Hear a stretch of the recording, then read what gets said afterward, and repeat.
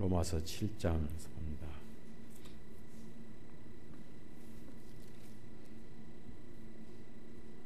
로마서 7장 7절에서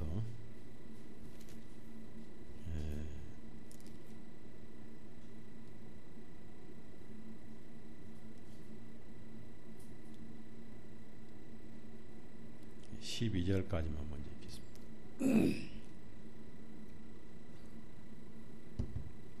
로마서 7장 7절에서 12절 먼저 읽습니다. 그러면 우리가 무슨 말을 하리요? 율법이 죄냐? 하나님께서는 금하시느니라. 아니라 율법이 없었다면 내가 죄를 알지 못하였으리니 곧 율법이 너는 탐내지 말지니라 하지 아니하였더라면 나는 탐욕을 알지 못하였으리라. 그러나 죄가 계명을 통하여 기회를 잡아 내 안에 온갖 탐욕을 이루었나니 이는 율법이 없으면 죄는 죽은 것이기 때문이라. 이는 내가 전에는 율법이 없이도 살았으나 계명이 들어온 죄는 살아나고 나는 죽었느니라. 생명에 이르게 하여야 할 계명이 도리어 나를 사망에 이르게 하는 것임을 깨달았도다. 이는 계명으로 기회를 잡아 죄가 나를 속이고 그것으로 나를 죽였습니다. 그러므로 율법도 거룩하며 계명도 거룩하고 의로우며 선하노다. 기도하십시다. 사랑하신 주님, 오늘 또 소수의 무리지만은 계속 말씀을 전해주시고 깨닫게 하시고 우리가 말씀으로 이 세상을 살고 이기게 할 줄로 합니다. 사람이 빵으로만 사는 것이 아니요 하나님의 입술에서 나온 모든 말씀으로 살찌니라 하신 말씀에 의해서 우리가 말씀을 듣고 깨달음으로 하나님의 뜻을 알고 또 주님의 뜻을 헤아려서 그 뜻에 순종하고 복종하는 거룩한 성도의 생활이 있어야 할 줄로 합니다. 이 시간에도 참석지 못한 지체들도 마음은 주님과 동행케 하시고 항상 하늘에 있게 해주시고 우리가 말씀을 듣고 또 전할 때 우리의 육신의 생각이라든지 육신의 악한 사상을 다 정리해 주시고 거룩하신 성령님의 영이 우리의 마음을 붙잡아 주옵소서. 찬송과 영광을 돌려옵고 영원히 구속해 주신 우리 구주 예수님 이름으로 기도드렸사옵나이다. 아멘. 지난주에서 오늘 또 로마 7장을 우리가 묵상을 합니다. 7장 내용은 뭐냐면요, 율법이 나쁜 건 아니다. 7절 보면은 율법은 뭐냐? 우리가 무슨 말을 하리요? 율법을 주신 하나님께서 잘못이 없다. 율법이 죄냐? 율법은 죄가 아니다. 그래서 율법 자체는 나쁜 것이 아니다. 어떤 결론을 가져왔다 하더라도 율법은 나쁜 것은 아니다. 율법이 선하다. 7절에서 12절까지가 또 2단계 하나의 단락입니다. 그래서 12절에 보면은 그러므로 율법도 거룩하며 계명도 거룩하고 의로우며 선하도다. 아주 율법을 적극적으로 두둔을 합니다. 그래서 율법은 죄가 아니다. 하나님께서 금하신다. 왜 그러냐면은 율법이 없었다면 내가 죄를 알지 못하였으리니. 굉장히 중요한 말씀이죠. 우리가 일반적으로 보면은 일반적으로 보면은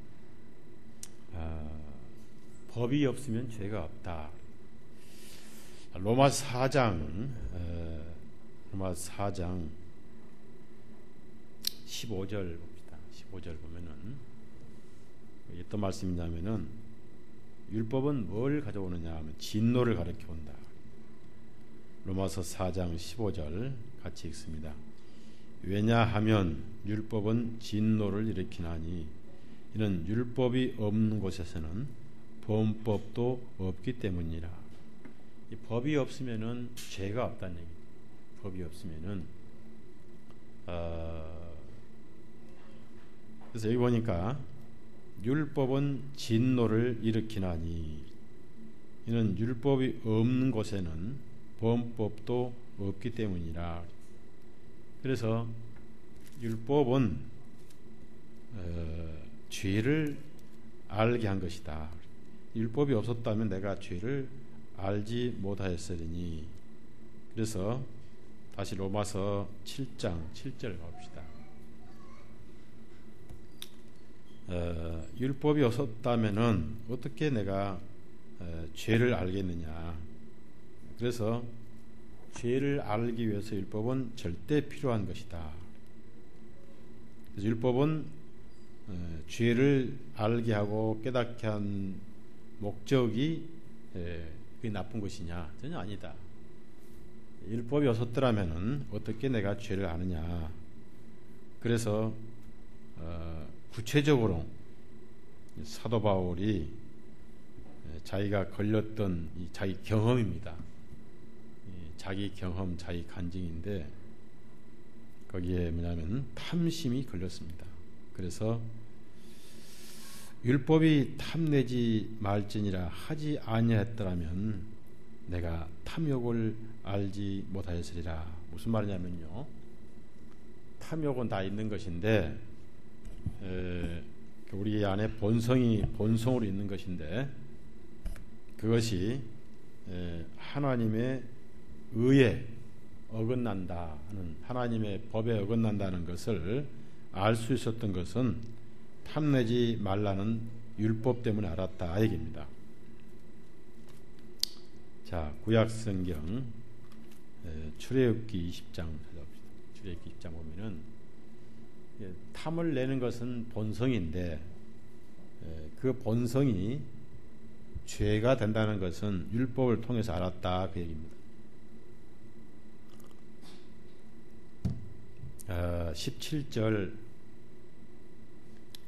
같이 읽습니다. 17절 너는 내 이웃의 집을, 출애굽기 20장 17절입니다.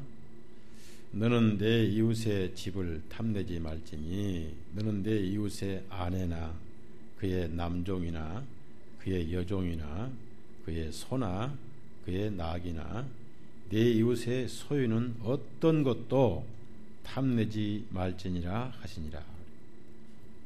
탐내지 말라는 말씀이 없었더라면은 탐심이 죄인지는 몰랐을 것이다. 참 우리가 이 중요한 말씀인데 사도 뱀이 하와를 미혹할 때 먹음직도 보암직도 탐스럽게 됐더라고 그랬습니다. 근데 우리가 눈이 있고 감성이 있기 때문에 사과도 못생긴 사과는 탐심이 안 나지요. 잘생긴 사과를 먹고 싶고, 그게 인간의 본성입니다. 본성. 근데 그것이 본성인데 죄라고 율법에 써 나왔기 때문에 그게 죄가 되는 것이지 본성 자체는 죄가 아니라는. 무슨 말씀이냐면은 생리적인 본성이다. 밥도 배가 고프면 먹는 것입니다. 그런데 율법에다가 배고픈 건 죄다. 그럼 배고픈 건 죄가 되는 거예요. 그러니까 본성은 율법이 없으면 본성 자체는 죄가 안 된다. 탐내지 말라 하셨기 때문에 탐심이 죄가 된다. 신명기 또 5장, 신명기 5장 같은 내용이에요. 같은 내용. 신명기 5장 21절 그 율법을 이제 반복하셨는데요. 21절 같이 읽습니다. 너는 내 이웃의 아내를 탐내지 말며 내 이웃의 집이나 그의 밭이나 그의 남종이나 그의 여종이나 그의 소나 그의 낙이나 네 이웃의 아무것도 탐내지 말지니라 하시느니라. 당연히 탐내는 것은 본성인데 옷도 좋은 게 있으면 입고 싶고 좋은 집 있으면 가지고 싶고 인간의 본성입니다. 그런데 좋은 옷이 있으면 입고 싶고 좋은 집 있으면 살고 싶고 뭐든지 좋은 걸 가지고 싶은데 그것은 본성인데 이렇게 율법에다가 탐을 내지 말라. 그런데 내 것을 탐내는 건 죄가 안 된대. 남의 것을 탐을 내면은 죄다. 탐심이 안 나오면은 이게 해당이 안 되는데 탐심이 나오는데 탐내지 말라. 그래서 사도 바울이 걸렸어요. 자, 다시 로마서 7장 걸려버린 거예요. 그럼 사도 바울도 인간인데 탐심이 없었겠느냐 이겁니다. 사도 바울도 인간인데 탐심이 없었겠는가. 그래서 사도 바울 자신의 간증을 하는 거예요. 그 때문에 나는이란 게 나오면 나는 아이 나는 그래서 7절 하십니다. 그러면 우리가 무슨 말을 하리요? 율법이 죄냐? 하나님께서는 금하시느냐? 아니라. 왜냐하면은 탐심은 자연의 본성인데 만약에 좋은 것이 있는데도 갖고 싶은 감정이 안 나온다 하면 그건 인간이 아닌 거예요. 그건 정상적인 인간이 아닌 거예요. 건강하지 않다 그 말이에요.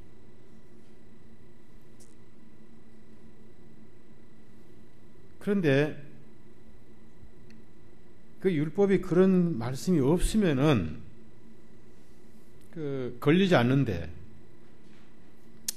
좋은 거 있으면 갖고 싶고 자연적인 생리적인 것인데 율법에 이렇게 탐을 내지 말라라고 써 놓으셨기 때문에 결국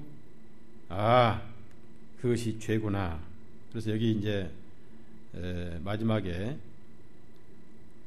탐내지 말진 하지 아니하였더라면 나는 탐욕을 알지 못하였으리라. 그러니까 탐욕이라는 것은 본성인데 이게 죄구나. 죄라는 것을 알지 못했을 것이다. 이런 지금 자기 경험에서 나는 그렇습니다. 나는 사도 바울 자기 자신의 간증과 경험을 통해서 지금 얘기를 하고 있는 겁니다. 자, 8절 보십시다. 그래서 이제 율법이나 계명 같은 것인데 율법 계명이 어떻게 자기 속에 역사를 했는가 간증. 그러나 죄가 계명을 통하여 기회를 잡아 그랬습니다. 죄란 것은 법이 없으면 안 걸려요. 법이 없으면. 이 법은 하나님의 법입니다. 그래서 하나님의 법에 걸리지 않으면 죄가 되질 않습니다. 아주 중요한 말씀입니다. 예를 들어서 아담과 하와가 하나님의 말씀이 없었더라면 뭘 따먹어도 걸리지 않습니다. 창세기 2장을 봐. 창세기 2장. 그건 하나님께서 그렇게 만드셨어요. 아름답다라고 감성을 갖도록 만드셨어요. 그래서 인간은 아름다움이란 말을 쓰고 아름다움이라는 것을 추구를 하는 것이에요. 그게 이제 하나님의 형상을 닮았다는 얘기입니다. 창세기 2장 16절 17절. 그러니까 이 말씀이 없었더라면은 큰 무엇도 전혀 걸리지 않는 거예요. 2장 16절 17절 다 같이 시작. 주 하나님께서 그 사람에게 명령하여 말씀하시기를 동산의 각종 나무의 것은 내가 마음대로 먹을 수 있으나 선과 악을 알게 하는 나무의 것은 먹지 말라. 네가 그 나무에서 나는 것을 먹는 그날에는 네가 반드시 죽으리라 하시니라. 참 중요한 것은 선과 악을 안다니. 이 참 그냥 뭐 사과나무를 먹지 말라, 또 사과를 먹지 말라, 배를 따먹지 말라 이런 말씀이 아니고 선과 악을 알게 하는 그랬습니다. 그 나무 과일에 어떤 능력이 있는 게 아니고 이 말씀을 어긴 것이 악이란 것을 알게 된 거예요. 말씀을 어기지 않는 것이 선이라는 것을 알게 되고, 그러니까 이 말씀을 하나님께서 주시지 않으셨더라면은 그 과일이 무슨 과일인지 먹어도 양심에 걸리지 않고 또 먹고 싶은 게 본능이라고 말해요. 우리 인간에게는 아름답다, 좋다 하는 감성이 있어요. 아마 사람이 시궁창을 보고 아름답다 할 사람 아무도 없을 거예요. 그건 정신이 좀 나간 사람이에요. 그렇죠? 그래서 꽃을 보면 아름답다. 왜냐하면은 하나님의 형상이기 때문에. 그러니까 당연히 어떤 과일을 보면 먹고 싶은데 그 먹고 싶은 본능을 그대로 쫓아서 먹으면 그 정상적인데 그게 법이 있으면 걸리는 거예요. 법이 있으면. 그래서 하나님께서 탐심은 자연적인 것인데 탐내지 말라 하셨기 때문에 탐욕이 죄구나. 다시 로마서 7장에 갑니다. 그러니까 이제 죄란 것은 누구를 힘입어서 큰 소리 치냐면은 율법을 힘입어서 큰 소리 칩니다. 율법을 통해서. 이게 죄는 율법만 없으면 완전히 죽은 시체예요. 애들은 누구 믿고 큰 소리 칩니까? 자기 엄마 아빠 믿고 큰 소리 치죠. 그렇죠? 예진이가 큰 소리 치는 건 엄마 믿고 큰 소리 치는 거예요. 죄도 마찬가지예요. 죄도 율법이 없으면 완전히 죽은 시체예요.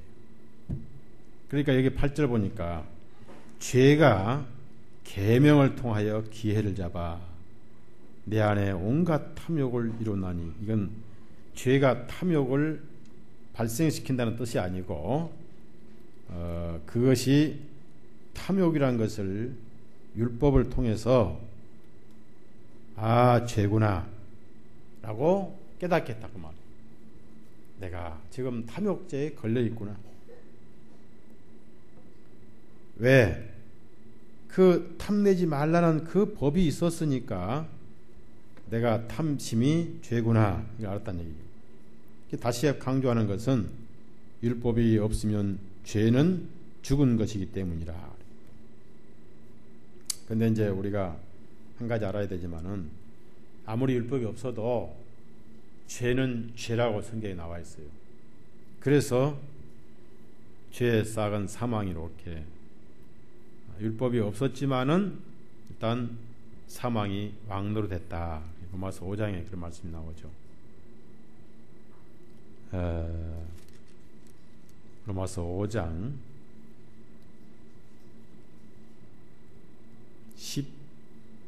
13절, 그거는 좀 다른 비유입니다. 다른 비유인데 13절 같이 읽습니다. 이는 율법이 있기 전에도 죄가 세상에 있었으나 율법이 없을 때에는 죄로 여겨지지 아니했느니라. 자, 율법이 없을 때는 죄를 여기지 않았는데 한 가지 분명한 것은 사망이 왔다는 얘기예요. 그러면 이것은 이제 무슨 법칙이냐면은 율법이 없어도 사망이 죄 때문에 왔는 것처럼 율법이 없어도 은혜가 영생을 주신다. 그런 비유입니다. 이제 7장과 완전히 다른 거예요. 율법이 없었더라면은 죄는 전혀 역할을 못 한다고 말해요. 죄가 안 된다고 말해요. 다시 로마서 7장 9절 봅시다. 그래서 이제 사도 바울 자기가 자기 경험과 자기 간증을 얘기를 합니다. 9절에 이는 내가 전에는 율법이 없이도 살았으나 율법이 없이도 살았으나 무슨 말씀이냐면요. 사도 바울이 율법을 알기 전에는 하나님 앞에 떳떳했어요. 전혀 걸리질 않았습니다. 그냥 본성대로 살아도 전혀 걸리질 않았어요. 그래서 내가 자신만만했으나 즉 떳떳했으나 그런 뜻이에요. 그러다가 계명이 들어오자 자기가 이제 마음 양심 속에 율법을 알게 되자 그런 말. 율법은 10계명뿐만 아닙니다. 율법이 총 613가지라고. 계명을 알게 되자 죄는 살아나고 나는 죽었느니라. 이제 나는 죄인이구나. 그래서 의인이라는 자기는 죽었고 죄인이라는 자기만 남았다니. 그것이 역할이 율법에 의해서 그렇게 했다. 그래서 율법은 뭐냐면은 완전히 죄인 만드는 것이다. 10절 11절 또 가면 그래서 생명에 이르게 하여야 할 계명이 도리어 나를 사망에 이르게 하는 것임을 깨달았도다.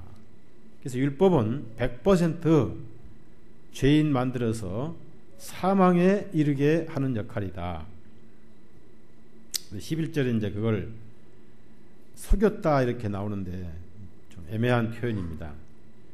이는 계명으로 기회를 잡은 죄가 나를 속이고 그것으로 나를 죽였음이라.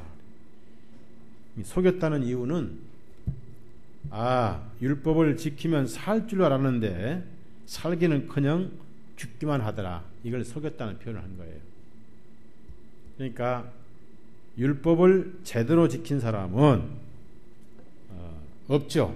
또 율법을 제대로 지키려고 하면 할수록 내가 어떤 사람인 걸 아느냐 하면은 죄가 많은 사람인 걸 알게 되는 거예요. 죄가. 자, 누가복음 5장 찾아. 누가복음 5장. 나는 죄가 많구나. 그걸 알게 되는 거예요.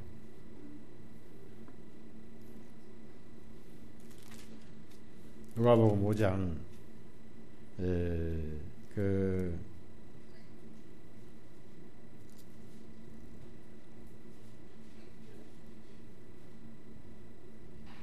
베드로가 뭐라고 고백했습니까? 베드로가 예수님을 만났을 때 그냥 죄인이라 하지 않았습니다. 신풀이라는 것은 죄가 많다. 죄가 아주 많습니다. 8절 누가복음 5장 8절 같이 읽습니다. 시몬 베드로가 이것을 보고 예수님의 무릎 앞에 엎드려 말하기를 오 주님 내게서 떠나소서 나는 죄가 많은 사람입니다. 신풀 죄가 가득 찼다. 신풀 아주 죄가 많은 사람입니다. 그러니까 율법을 깊이 알면 알수록 나는 죽고 죄는 살아난다. 그래서 율법을 지키면 살 줄로 알아고 지켰던데 거꾸로 죄만 더 많아졌더라. 그래서 나를 속였다 이렇게 표현합니다. 사도 바울은 속은 거죠. 율법에 속은 거죠. 다메섹 도상까지 속았던 거죠. 속았어요. 율법을 지키면은 살 줄로 알았는데 반대로 그 율법이 죄를 살려서 나를 죽이고 나는 죄인이었구나. 그래서 율법이 나를 죄인 만들었다. 그래서 내가 율법을 지켜서 살 줄로 알았는데 내가 속았다. 이렇게 비유를 하는 거예요. 나중에 그가 깨닫고 나서는 아하, 율법은 몽학 선생이구나. 이렇게 표현했지요. 갈라디아서 3장. 그래서 이 결론을 보니까 율법이 참 거룩했다. 어차피 율법은 하나님의 본심이 아니기 때문에, 본심이 아니거든. 하나님의 본심이 아니다.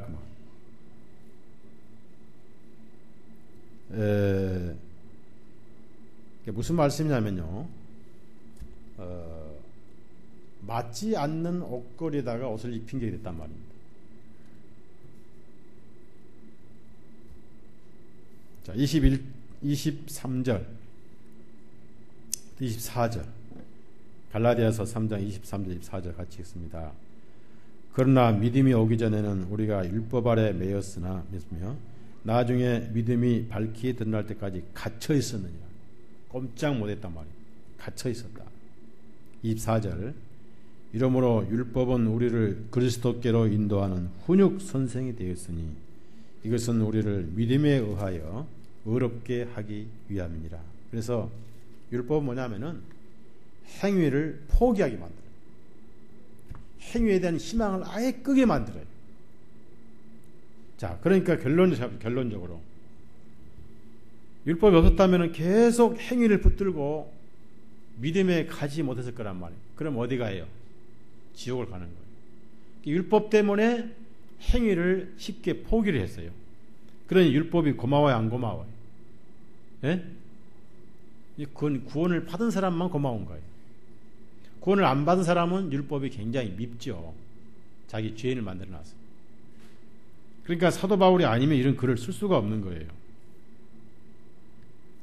율법에 의해서 행위를 포기하게 만들었단 말입니다. 그러니 율법이 얼마나 고맙습니까? 나를 깨우쳐 준 자가 율법이에요.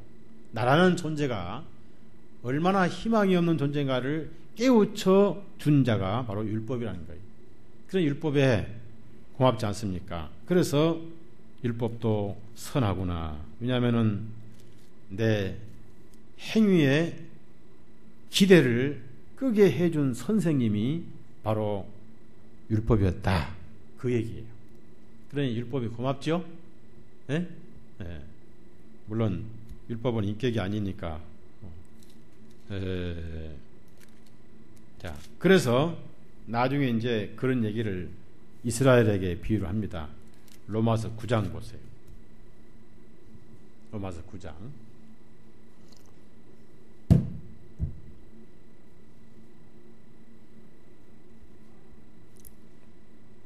이스라엘은 율법을 오해를 한 거예요. 계속 속았다 그 얘기입니다. 율법에 계속 속은 거예요. 착각했다 그런 얘기예요. 로마서 9장 30절에서 33절까지 같이 읽습니다. 그런즉 우리가 무슨 말을 하리요? 의를 쫓아 따르지 아니하던 이방인들이 의를 얻었으니 곧 믿음에서 난 의니라. 그러나 의의 법을 쫓아 따르던 이스라엘은 의의 법에 이르지 못하였으니 어찌 그러하냐? 이는 그들이 믿음에 의하여 의를 구하지 아니하고 오히려 율법의 행위로 되는 것 같이 구하였음이라. 그들이 그 걸림돌에 걸려 넘어졌으니 기록된 바 보라, 내가 걸림돌과 실족하게 하는 반석을 시온에 두노니 누구든지 그를 믿는 자는 부끄러워하지 아니하리라 함과 같으니라. 여기 보니까요, 무슨 말씀이냐면요, 이방인들은 율법의 의를 쫓아가지 않았는데도 왜 의인이라고 얻었느냐 하면은, 이방인들은 율법과는 너무 거리가 멀어서 아예 처음부터 포기를 했어요. 아예 처음부터. 그래서 일찍 포기하고 아예 처음부터 믿음으로 들어선 거예요. 근데 이스라엘은 할 수 있는 것으로 착각을 하고 율법을 쫓아가다가 망했다. 그러니까 율법에 주신 본래 목적을 깨닫지 못했다. 로마서 3장 가봅시다. 그래서 로마서 3장은 유대인에게 주신 거예요. 유대인들에게 깨우쳐 주신 게 로마서 3장이에요. 로마서 3장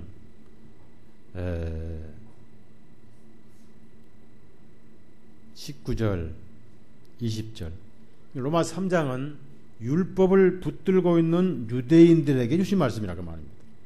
그래서 3장 1절에 유대인은 무엇이며 할례의 유익이 무엇이냐 이렇게 얘기하고 있잖아요. 자, 19절 20절 시작. 이제 율법이 말하는 것은 무엇이든지 다 율법 아래에 있는 자들에게 말하는 것인 줄을 우리가 아노니 이는 모든 입을 막아 온 세상으로 하여금 하나님 앞에서 유죄가 되게 하려 함이니라. 그러므로 율법의 행위로는 그분 앞에서 의롭게 될 육체가 없나니 이는 율법으로는 죄를 깨닫게 되기 때문이니라. 율법으로 죄를 깨닫는다. 이방인은 율법이 뭐냐? 양심이라고 그러죠. 양심. 자, 다시 로마서 2장 갑니다. 그러니까 율법이 두 가지인데 성문화된 율법이 있고 양심의 율법이 있어요. 14절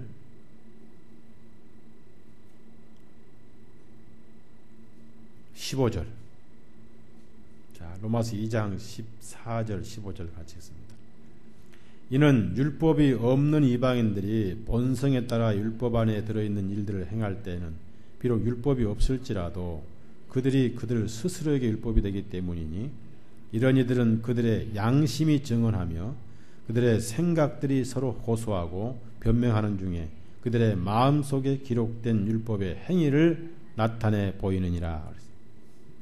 그러면은 어떻게 양심은 선과 악을 분별하느냐 이겁니다.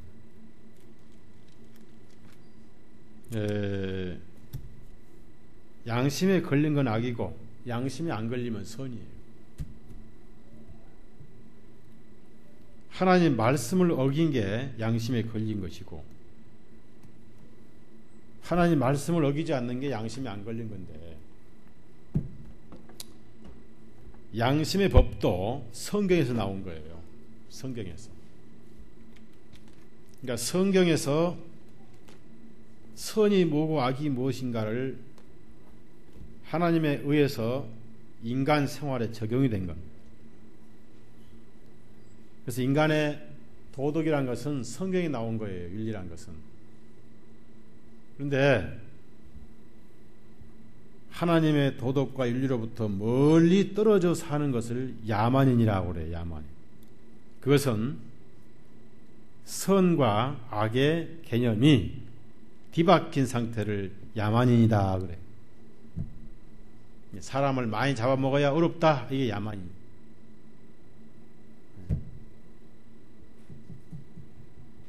그러니까 결국은 모든 양심의 법도 하나님의 의로부터 나온 거예요. 사회생활, 인간 윤리 이런 것들이 다 성경에 나왔어요. 명심보감도 성경에 나온 거예요. 그런 것에 어긋나면 양심에 걸리죠. 네, 다시 로마서 7장을 가봅시다. 자, 그래서 결국은 율법에 의해서 내가 행위를 포기하게 하고 율법에 의해서 내가 죄인 되어서 행위를 포기하게 했다.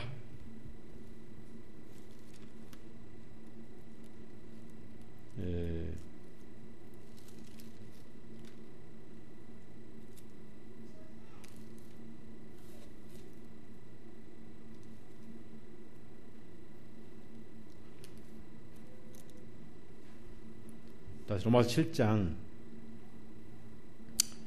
알고 보니까 율법은 참 선하구나. 아주 좋은 목적이었다 그 말이에요. 율법이 나를 정죄해서 지옥을 데리고 가려고 한 것은 아니다. 목적은 따로 있다. 율법은 행위를 포기하게 한 것이다 그 말입니다. 율법은 자기 의를 포기하게 하는 역할을 하는 것이지 지옥을 끌고 가려고 한 것은 아니다. 자, 우리 인간은 처음부터 죄 덩어리이기 때문에 자, 욥기 14편을 찾아보세요. 우리는 씨가 타락해. 씨가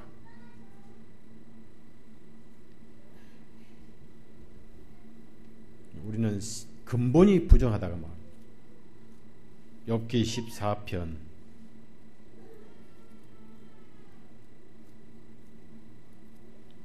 4절 같이 읽어요. 4절. 욥기 14편 4절 같이 읽습니다.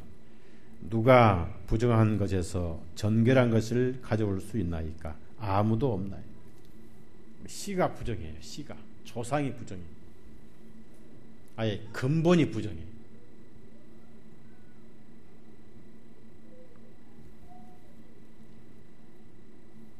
아예 근본이 부패해버린 거예요. 자, 시편 51편 찾아.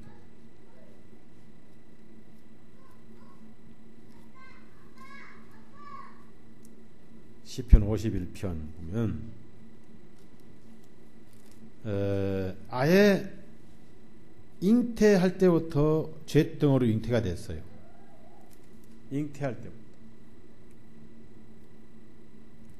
5절 시편 51편 5절 같이 읽습니다. 보옵소서 내가 죄악 속에서 형성되었으며 죄 안에서 내 어머니가 나를 잉태하였나이다. 그래서 인간은 죄덩어리입니다. 죄덩어리. 그러한 죄덩어리가 자신을 오해를 해가지고 행위를 의지했더라면은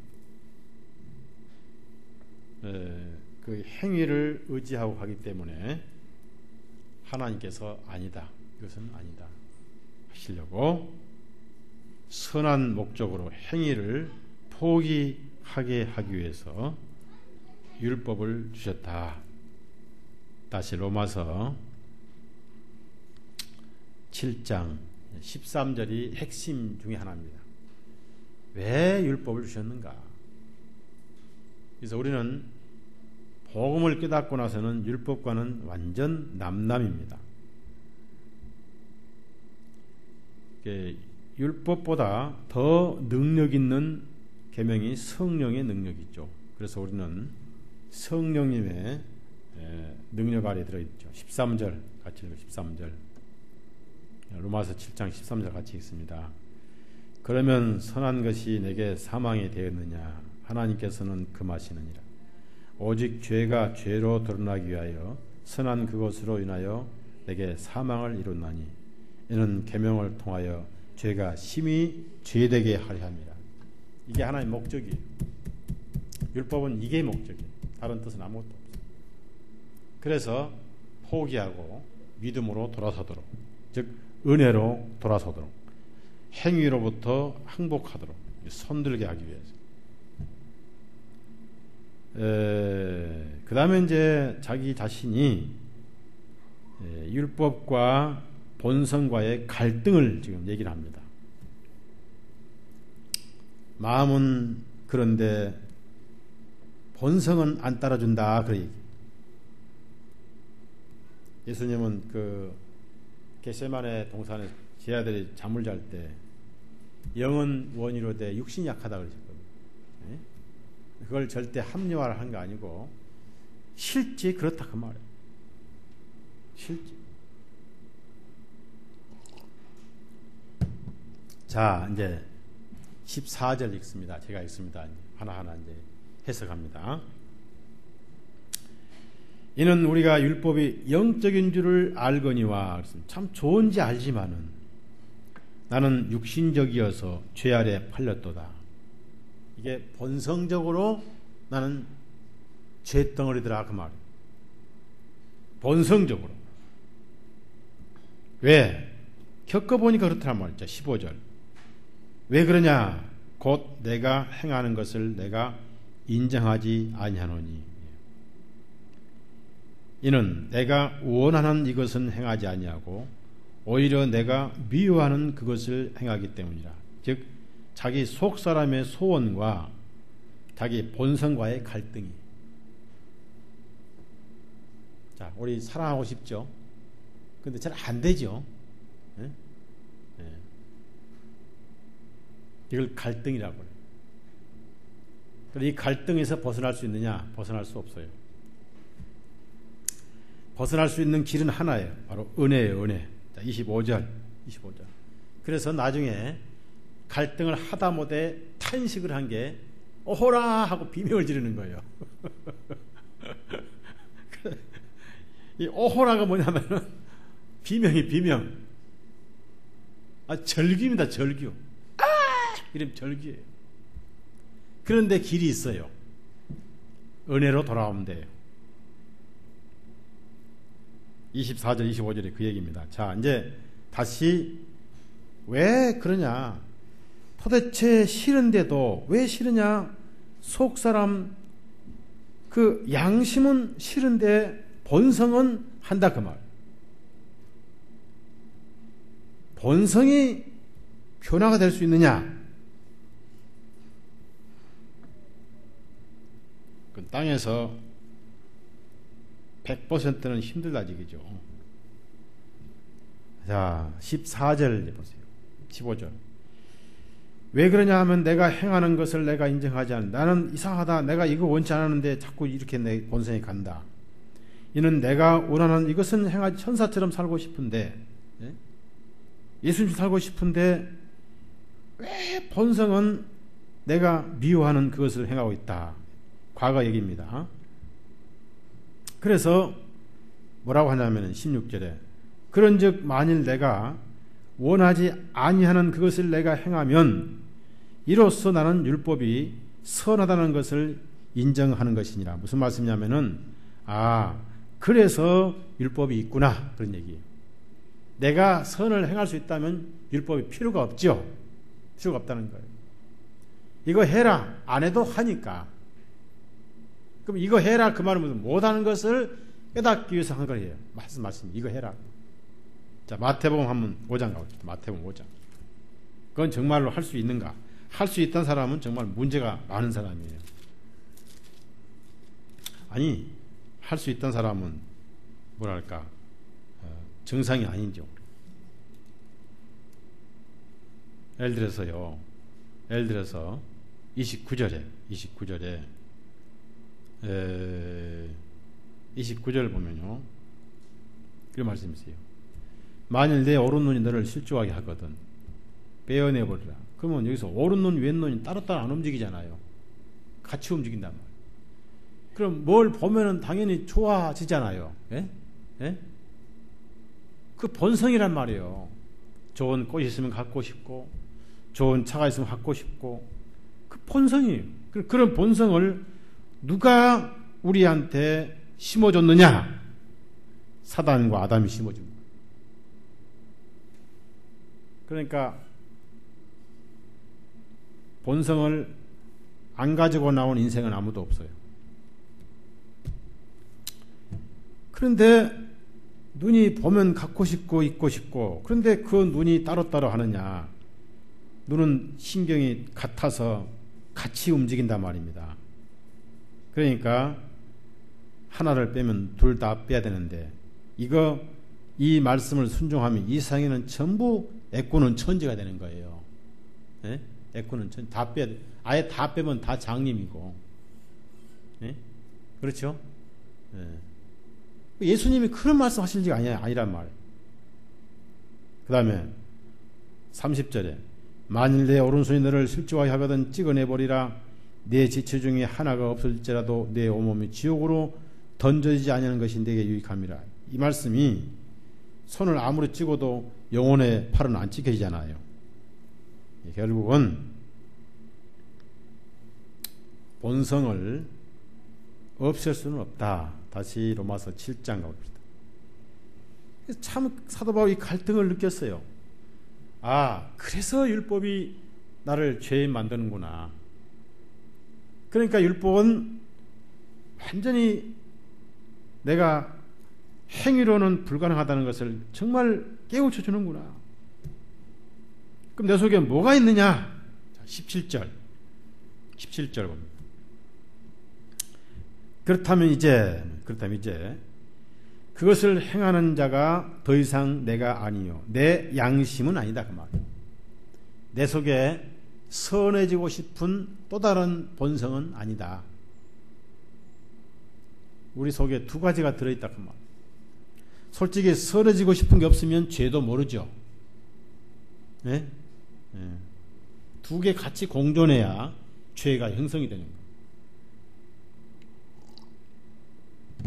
병원에 가서 서울대병원 입원해 가지고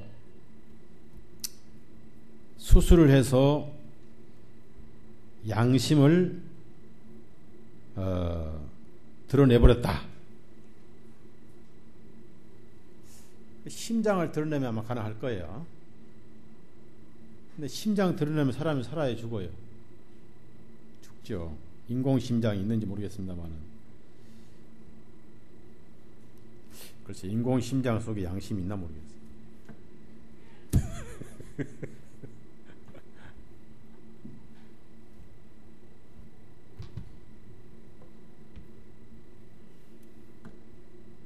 항상 우리 안에 두 가지 공존해요. 죄를 안다는 것은 선을 알기 때문에 죄를 아는 거예요. 그런데 선적인 양심은 죄가 싫은데 본성은 죄를 좋아한다. 그래서 누가 이겼느냐? 18절 같이 읽어요. 18절부터 19절. 둘이 티격태격 싸우다가 한 놈이 이겨버렸어. 자, 18절 19절 시작. 내 속에 곧 내 육신 안에는 선한 것이 거주하고 있지 아니한 줄을 내가 아노니 원함은 내게 있으나 선한 그것을 어떻게 이룰지를 내가 알지 못하느라. 이는 내가 원하는 선은 행하지 아니하고 오히려 내가 원하지 아니하는 악은 싫어하기 때문에. 누가 이겼어요? 네? 둘이 티격태격 싸우더니 누가 KO다 해버렸어. 악이 이겨버렸어. 악이. 이게 우리 본성이에요. 아예 선도 모르고 죄도 모르면 싸움도 없는데 선은 아는데 힘은 악이 세. 여러분 부부싸움은 누가 이깁니까? 끝날 때. 네?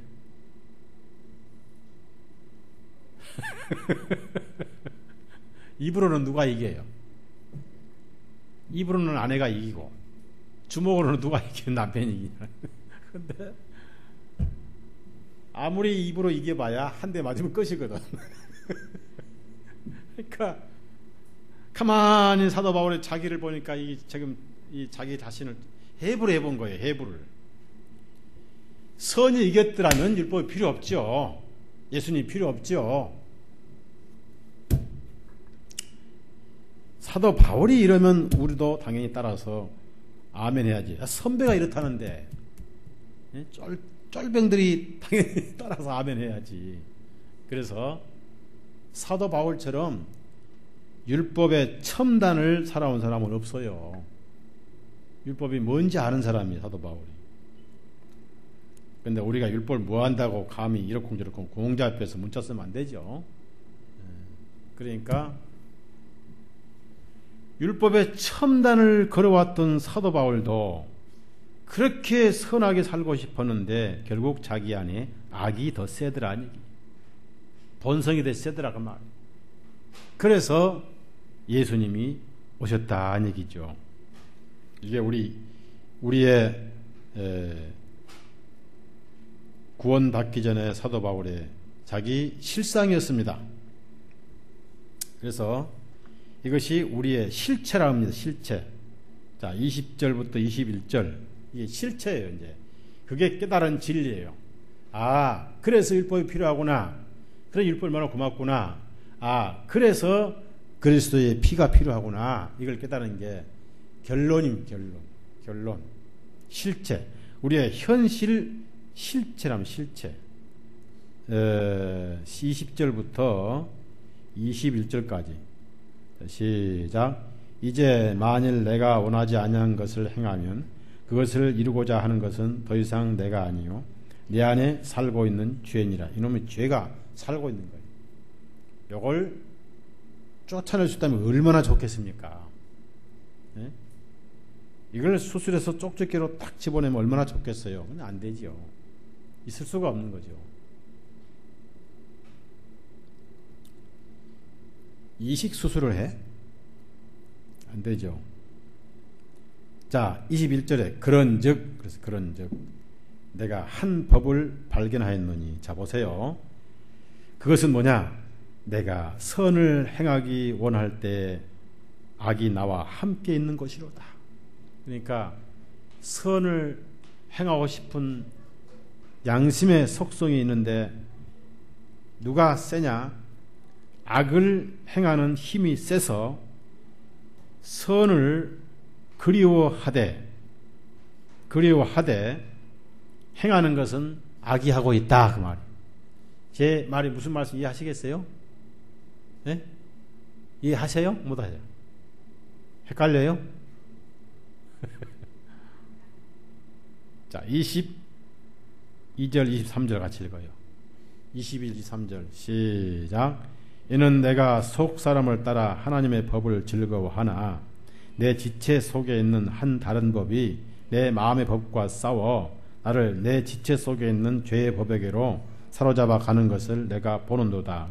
뭐냐면은 22절 보니까 내가 속 사람을 따라, 이거 양심의 선을 말합니다. 하나님의 법을 즐거워하지만 행하지는 못해. 그래서 뭐예요? 내 속에 선이 무엇의 떡이에요? 예? 그름의 떡. 그 다음에 뭐 하지 못할 나무예요? 그렇지. 이렇게 이해하시면 돼요. 예? 그저 바라고 즐거워하지만은 하나도 못 먹는 떡이라고 말해요. 그러니까 오히려 어디로 가느냐? 까꿀로 죄로 끌고 가는 이 능력이, 이게 우리 본성이. 그것을 깨닫게 하는 것이 뭐냐? 율법이란 얘기예요. 그러니까 결론적으로 그것을 알게 준 게 율법이 얼마나 고마워요. 고맙죠? 그러니까 믿음으로 돌아서는 거지, 포기하고.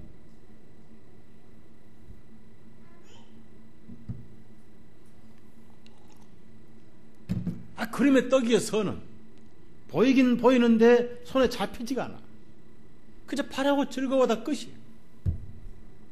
그러면서 어디로 가느냐? 죄로 끌려가요. 무슨 말이냐면 죄가 힘이 세다가 말. 근본적으로 타락해버렸다. 그래서 이게 성악설 그래요. 근본적으로 타락했다. 그러니까 고치기가 힘들다가 말이에요. 고치기가 힘들어서 폐기 처분한다고 말이에요. 개조해서 쓸만한 게 아무것도 없어요. 네. 자, 에레미야서 9장 가죠. 에레미야서 9장. 그 종교는 뭐냐? 개조해보겠다는 거예요. 종교는 한 5년 개조해도 안 되면 한 10년 더 하자. 그럼 한 30년 하자. 한 50년 하자. 그래 평생을 개조하려고 하다가 결국 안 되니까 안 되더라. 그냥 그대로더라 하고 죽은 사람이 누구예요? 성철. 물은 물이고 산은 산이지 개조를 해보려고 해도 안 되더라. 이게 성철이가 합니다.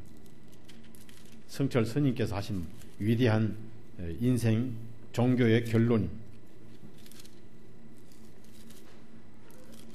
에레미야 17장 9절.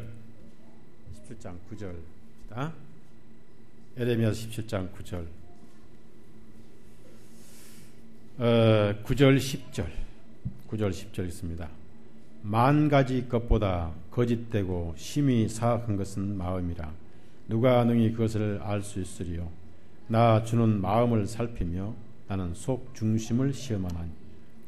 각자에게 자기 행실에 따라서 그리고 자기 행위의 열매대로 베푸느니라. 10,000가지보다 사악한 것은 마음이다. 그래서 마음은 2가지가 없어요. 1가지밖에 없어요. 양심은 본성이 아닙니다. 하나의 속성일 뿐이지 본성이 아니에요. 속성은 속해 있는 거고. 물어봅시다. 그러니까 본성은 주인이에요. 이해하시겠어요? 그러면 집안에 부부가 있는데 누가 주인이에요? 남편이 주인이에요? 아내가 주인이에요? 예? 잘 모르면 큰일이에요. 남편이 주인이에요. 남편이 주인이에요. 그 아내는 뭐요? 속해 있는 거예요. 그럼 우리 마음속에 죄는 본성 주인이고 선은 속해 있는 속성이란 말이에요. 아시겠죠? 예. 자, 21절에 그런즉 내가 한 법을 발견하였노니 그것은 내가 선을 행하기 원할 때 악이 나와 함께 있어서 오히려 하나님의 법을 그림으로만 즐거워하고 그림에 떡이고 실제 행하는 것은 본성이 죄로 잡아가는도다. 그래서 기가 막히다. 그래서 마음대로 안 되니까 비명이 나오는 거예요. 24절 비명 지르면서 시작 오호라 이렇게 나오는 거예요. 탄식이에요. 탄식. 그래서 길이 뭐냐? 예수님밖에 없다. 결론이 예수님입니다. 24절 25절 같이 읽어요. 오호라 나는 곤고한 사람이로다. 이 사망의 몸에서 누가 나를 건져내리요? 주 예수 그리스도 우리 주님을 통하여 내가 하나님께 감사드리노라. 그런즉 내 자신이 마음으로는 하나님의 법을 섬기되 육신으로는 죄의 법을 섬기노라. 그런데 이제 이 영문법에 의하면요, 과거에 죄의 법을 섬겼었노라 그렇습니다. 그러나 지금은 구원받고 나서는 그렇지 말아야 되는데 그게 잘 안 될 뿐이지요. 잘 안 될 뿐이지. 구원받고는 육신을 철저히 쳐서 죽이라고 사도 바울은 강조합니다. 이것은 현재 육신으로 죄를 지어도 좋다 그런 뜻은 절대 아니에요. 과거에 그러셨다. 과거에는 마음뿐이, 지금은 육신을 쳐서 복종시켜 가야 된다. 그렇게 강조를 합니다. 그래서 8장에 이제 이어서 그런 말씀이 나와요. 8장 13절 보세요. 13절. 그런데 그것은 성령의 인도함으로만 가능하지 본성으로는 곤란하다. 그래서 영을 따라 살아야 된다. 8장 13절 시작. 이는 만일 너희가 육신을 따라 살면 너희가 죽을 것이나 만일 너희가 영을 통하여 몸의 행실을 죽이면 너희가 살리라. 그러니까 육신을 따라 살면 그 말은 아직까지 육신이 살아있다 그 얘기예요. 안 죽었다 그 말이에요. 육신은. 근데 육신을 따라 살지 않고 영을 따라 살 수 있는 비결은 뭐냐? 말씀을 듣고 순종해 가며 살아야 된다. 그걸 이제 강조하는 거예요. 그 다음에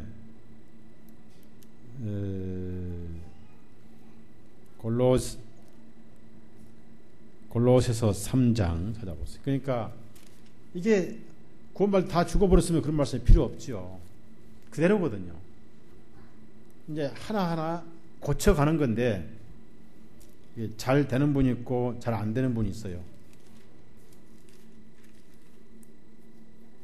잘 안 된다고 해서 죄이냐? 그렇지 않습니다. 잘 안 돼도 의인은 의인이에요. 구원받으면.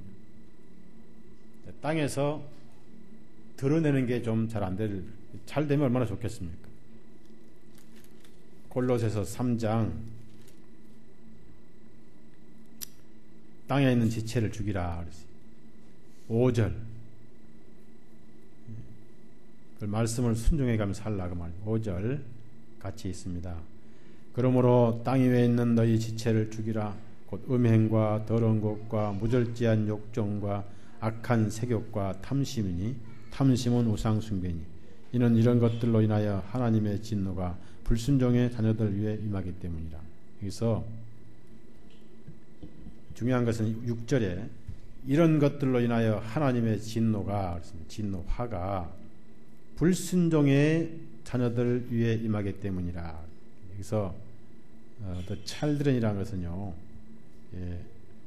구원을 받고도 순종하지 않는 사람을 말합니다. 어차피 구원 안 받은 사람들은 자녀들이 아니죠. 이걸 징계라고 해요. 징계, 사랑의 징계. 물론 불신자도 해당이 되겠죠. 그래서 어떤 근본적인 우리 본체에는 죄의 본성이 선의 속성을 이기고 있다. 만약에 선의 속성이 이긴다면은 은혜가 필요 없죠. 그것을 깨닫게 하는 것이 율법이었다. 그러다 보니까 사도 바울이 기가 막히다가 말이에요. 아무리 선을 행하고 싶어도 안 되고 악이 이겨버리고, 그래서 오호라 나는 공고한 사람이로다. 이 사망의 몸에서 누가 나를 건져내리요. 아예 본체가 사망이다. 그래서 바디라고 그래서 바디, 죽음의 바디다. 그러니까 구원 안 받으면 두 번 죽죠. 육신도 죽고 영혼도 지옥을 가고, 둘째 사망이라고. 그래서 7장을 쭉 얘기하다가 해결책은 누구냐? 바로 예수님이다.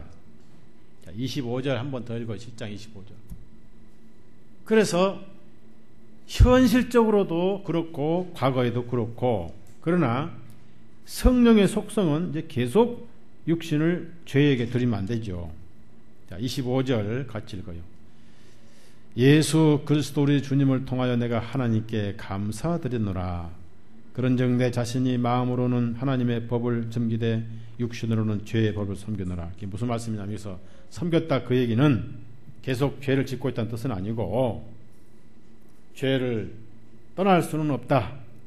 죄의 법칙을 떠날 수는 없다. 해방받을 수는 없다. 예수님만이 해결책이다. 그래서 죄의 법칙 본성에서 해방을 받는 비결은 딱 하나 있어요.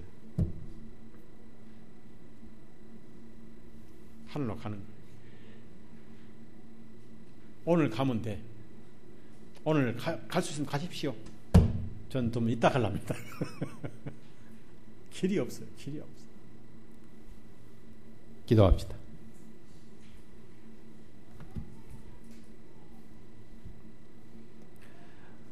은혜로우신 주님, 참 감사합니다. 아무리 우리 자신을 돌아봐도 허물투성이고 우리의 양심의 속성은 선하고 싶지만은 죄악의 본성이 항상 이기고 실체가 근본적으로 타락해서 말씀에 역행하고 하나님의 뜻을 거스르는 게 우리의 본체고, 그것을 깨닫게 하기 위해서 율법을 주셔서 오히려 죄인임을 알고 손들고 예수님의 은혜에 순종하게 하신 은혜 진실로 감사를 드립니다. 사도 바울이 자기 자신을 비춰볼 때 그렇게 선하고 싶었지만 결론은 죄 쪽으로 끌려간 자기를 발견하고 나중에 오호라 탄식을 한 것을 배웠습니다. 그러나 길이 있는 것은 예수 그리스도를 통해서 하나님께 감사하노라. 오늘 우리가 이 은혜 아래 있는 줄로 압니다. 우리가 믿음으로 주님을 보고 행위로 보지 않게 해 주옵소서. 예수님의 이름으로 감사하며 기도 올려 싸움나이다. 아멘. 마치겠습니다.